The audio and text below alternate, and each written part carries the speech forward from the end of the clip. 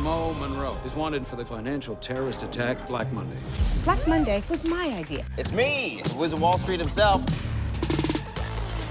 Mo is back, baby.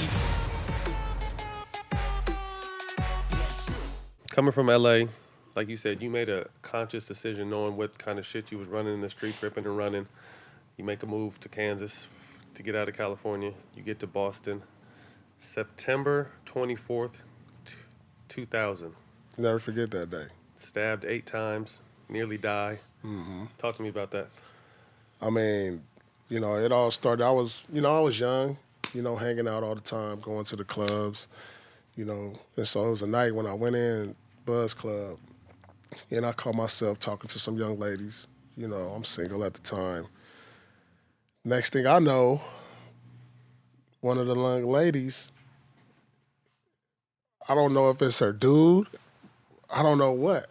Next thing I know, a guy approached me like, that's like, you don't talk to her. And I'm like, what? And she like I don't really mess with dude. Mm-hmm. Like, next thing you know, I'm in a tussle with him. I don't know. It happened so fast, man. That's how I normally It happened so fast. I don't even know how I got into it.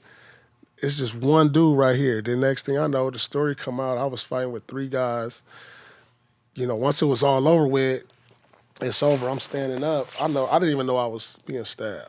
And so I look up, I got a jacket on. I look up, and my jacket is red, blood everywhere. I'm kind of leaking down my face. I can really keep my eyes open. And they like, you stabbed. You need to go to the hospital. I was with Derek Battie and Tony Battie was at the club that night. But we kind of like separated. When, you're walking around talking to females and stuff. Tony, a cool dude too. So. Yeah. And man, that night changed my life, man. I remember being at the hospital, banging on the hospital door and, asking, am I going to die? Am I going to die? I'm having shortness of breath. And, it really changed my life for me to get through that. Where you got stabbed at? I got stabbed 3 times in the stomach and 5 times in the back by like 2 different knives. And then you hit with a bottle too, right? Got hit upside the head with a bottle. I got a scar on the right side of my eye. I had to have plastic surgery all on this part because it was all scraped out. I didn't even know when you adrenaline is flowing. Feel none of that. You don't feel none of that. I wasn't on the ground out of it. I'm up like, and then it was over. I realized this was all happening, and it was like, man, I had a big old scar. Yeah, so all this was happening, and I'm like, damn, I got to change or something, man. I could have been. I seen how many people I affected. Come on, man. Like it shook everybody. It was on the news. I mean, I'm getting impouring of letters and stuff. I'm just happy. And then, the crazy part about it, man, and how I respect life and I appreciate life so much, it helped me appreciate life. I get home after 2 days in the hospital, and I'm seeing the news, and they show a teenager got stabbed twice and died. And I'm like, damn. You know what I'm saying? Like, oh, man, I'm lucky, man. I'm lucky.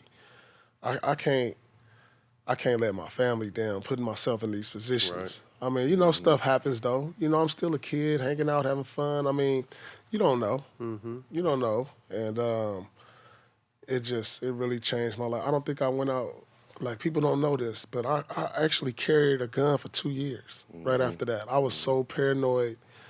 Like, I kept it in the car. I had it on me. I was so paranoid.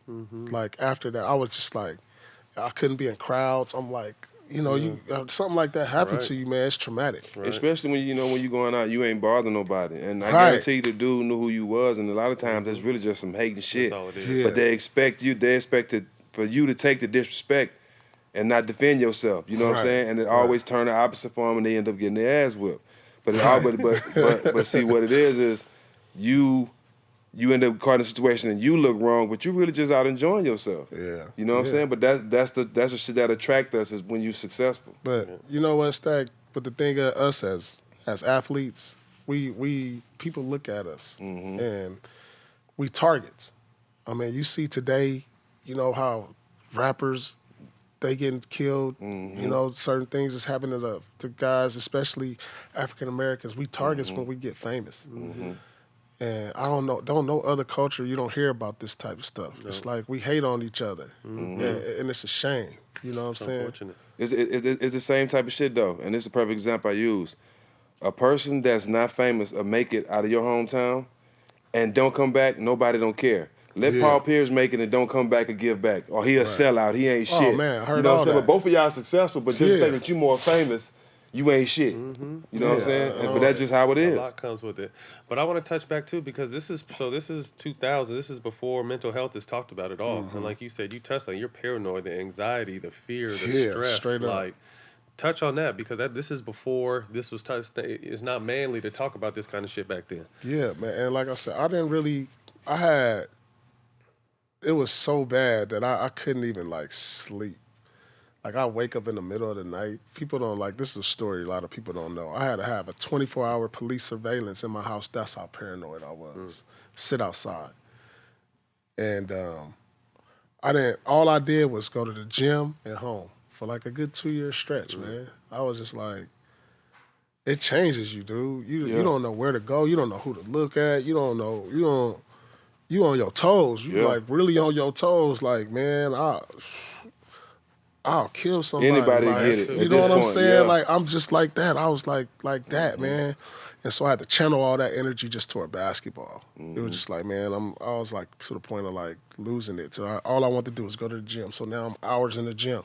Because you know how basketball is for us. That's our sanctuary. Yeah. That time we in the gym, we don't think about nothing else. You know, that whatever short period we got right there, everything else go out the window. Whereas girl problems, family problems, money problems, whatever. It's just that you know how that is. Y'all you know what I'm saying. Y'all know what I'm saying. Just like that one moment you got of that day.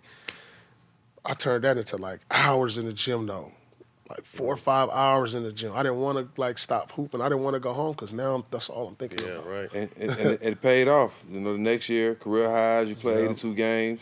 Like, that was the positive side from what you had went through. It made you lock in. Yeah, I channeled all my energy. Like, I played every single game. I did not want to not play. 82 games. But motherfuckers don't know how important that is to us. To play 82 games, that meant a lot to us, bro. Like straight up. I did not want to not play a game. Like right now, I'm like this low management. I'm like, you can't tell me to sit down. But how many stars can actually say and they played 82 games though? Even in our era. Ain't too many stars can say that. A lot of guys were beat up. Y'all took a beating back then.